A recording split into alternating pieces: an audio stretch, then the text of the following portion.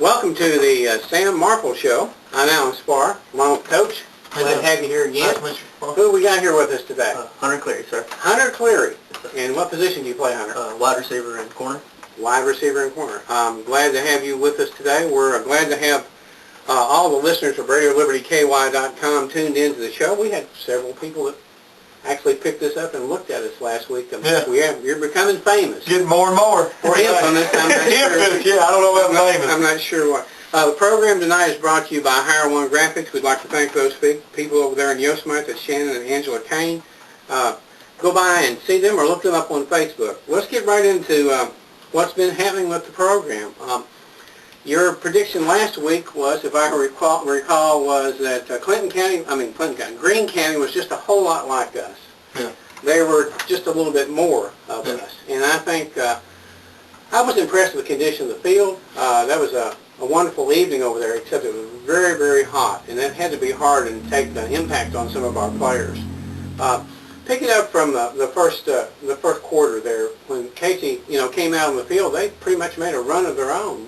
Our offense took the ball down the field and pretty much controlled the action there for a while. Well, they come out and they went down, they drove down, they put a good drive together first and they scored, and then we come down and we put a good drive together and we scored. And actually, the thing about that, if you go back and watch, Greene County's a 10th rated team in 2A right now. That's something. And they're a really good football team, and we knew there was a really good football team coming in.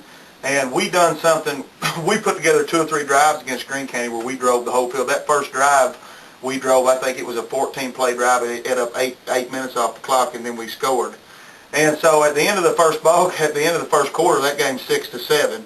And, we're where we want to be at that point in the ball game. And then what really happens, we make a couple bad plays, have an interception, and we let 2 or 3 plays completely take us out of that ball game for about 5 minutes. And when you do that against a really good top 10 football team, it don't take long to get your tail beat. They're going to make you pay, and they did. They really took advantage of the errors that we had. But I'm going to tell you, that's a deep team. I kept noticing fresh bodies and fresh numbers that kept coming in. 2 and 3 and 4 players. And that's a really well coached football team and a really well run program too. They've done a lot of things on offense that they've done a lot of things on offense that give us fits. I knew they was going to formation us to death, and they did. And it showed when they were still only down 13 points and put another drive, and it forced them to punt twice. Mm-hmm. And then they put us in a situation that, they out-formationed us and then threw the sweep pass on us, a little trick play, and scored another touchdown that kind of broke our kids' back, and it was after halftime before we could kind of get the zone back in. But, Casey Kane did recover, and I'm going to tell you, the defense stood up too. I mean, the indication of 14-41 is really not an indication of how the game was played, I don't think. I think a couple of bombs, what I call long-distance bombs. Well, the total yardage on the night, I think they rushed their total offense was 330 yards, and we had 275. And to me, you take back, there was they had two long plays down the field. They done a big chunk of that offense in two plays on coverage breakdowns. And then your score, you end that score that night 41-21, and they pick off an interception and take back for a touchdown. Right. They pick off another interception and run it back to the 6-yard line, which sets up a touchdown. And then they beat us on the halfback pass, which was a trick play, which was a touchdown. So we lose that game by 21, and we give up them 21 points. And we nearly picked an interception from them. Yeah, at one point, Alex Boland comes up and makes a really good play on the ball. I thought he had it, and they turned it around on us and did the same thing and intercepted, except he... Alex catches that ball. It's in the middle of the second quarter, and it's 14. And then it's 14-7, and maybe a whole other ball game the rest of the night. Change the complexion of the game. Yes, sir. Another exciting game for all those people that went out to watch it at Greene County, and we have another opportunity. Clinton County is up and coming. The Bulldogs themselves, coached by Jamie Miller. What do you think of the Bulldogs? They're 220 ranking. Of course, the Rebels I think stayed at 118 this week in the rankings. So, what's your impression of Clinton County? Clinton County's they're like a broken wing team type of team offensively. They rely a lot on the run. I think this is going to be the first team that we're going to get into our schedule that depth-wise they're the same same type of team there is. They're looking at fielding about 30, 32 kids, playing about 15 on the field on Friday night, about like what we are. You know, we just we're going to have to come out and be sound on defense like every week, and on offense we need to take away their running game. And if you can take away what they do best, they'll put themselves into situations where we can capitalize on defense, and that's what we're going to try to do. Keep our turnovers down and hold on to that ball. Hold on to that ball. We've had a much better week of practice this week, even than what we did last week. I think, you know, last week I preached a lot on towards the end of the week and going in the game after the game.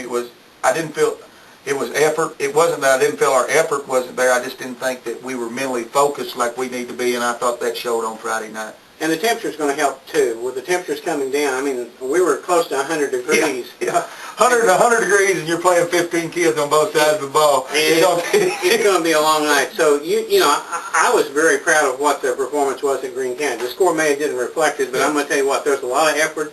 Like I said the week before, these kids here don't leave a lot on the field. Yeah. That's one thing we're really proud of you. That you make that extra effort, and it takes a whole lot out of you, I know, especially when it's 100 degrees. Looking forward to going down to Clinton County. Be ready, be excited. Are you excited about this? Yes, sir. I think this is an opportunity for our team to go 500. I mean, get us a win. Yes, sir. Get a win. That's what we're looking for this Friday. So if you don't have an opportunity to be at the game, listen to us on RadioLibertyKY.com. I'd like to again thank Hire One Graphics. If you need T-shirts, logos, any sort of designs, those folks can do it for you. You said that they do a lot for the program itself. They make a lot of our stuff through the signs throughout the locker room, and a lot of the banners you'll see hung around our football field they do for us. And Coach Kane has always been a big supporter of the Rebel football program and continues to. So it's great to, anytime there's a business like that in the community that supports our sports programs and stuff, it's great for us to be able to give back to them and shop and do our business there. I'd like for, just in the show tonight, I'd like for you to talk about your coaching staff that you have. A lot of those people, even the support that we have from, well, Jerry Denson's one of them. The support you have from the parents and the football team out there. I'd like you to talk to some about your coach support that you have with the Rebels this year. You know, we probably have the best, we have as good a coaching staff right now as probably we've ever had at Casey County High School before. We've got Coach Kevin Long has come up to be our defensive coordinator, and he's a Rebel alumni, a guy that's played for Casey County, and then he run our middle school football program for, I may be wrong on this, but somewhere around 5 or 6 years, and has done a great job, you know, transitioning kids up to us for years, you know, bringing them to the high school feeder program. Mm-hmm. And he's moved up and has become our defensive coordinator this year. We've also brought in coach from Central Hardin, Coach Gregory Hammonds, he's a Russell County native and has years of football experience, and he's our special teams coordinator at the high school, and I just can't brag on him enough about how much work he's doing with our football program. And then also Coach, we got a new coach just started 2 weeks ago, and Coach Cross. Coach Cross comes to us from, he's been a special teams coordinator with Western Kentucky University. With the year they won the national championship, he was the defensive coordinator at Campbellsville College. He's been the offensive coordinator at Center College. He has been the recruiting coordinator for Murray State University at one point. So he brings in, Coach Cross is just coming into our football program, and he brings a wealth of football knowledge and experience that we get to learn and grow from. And so he's really going to focus a lot on the defensive side, and we're going to use him as much as possible. And then we also, you know, we have other, you know, like I said, this is a big staff. Coach Kyle Long, Kevin Long's brother, and then Coach Ballark, both those Rebel alumni, both went on to play college football, and both have come back home now and is working in our football program. So there's a lot of support. Not only is there a lot of excitement in our community right now about this football program, but we've got a lot of support right there directly being involved and working with these kids, and I think it shows on Friday nights. Just a big thank you to your coaching staff. It takes a whole, you know, it takes a village. Yes, sir. It takes a village to raise a child, and it takes a huge amount of support from the community. The parents are involved. The team's support is just incredible from the community, and we look forward to more and more of that. So again, thank you for being on the program this evening. Thank you all for having us. We'll be calling the game live on RadioLibertyKY.com. Thanks again, and good night from the Coach Mark.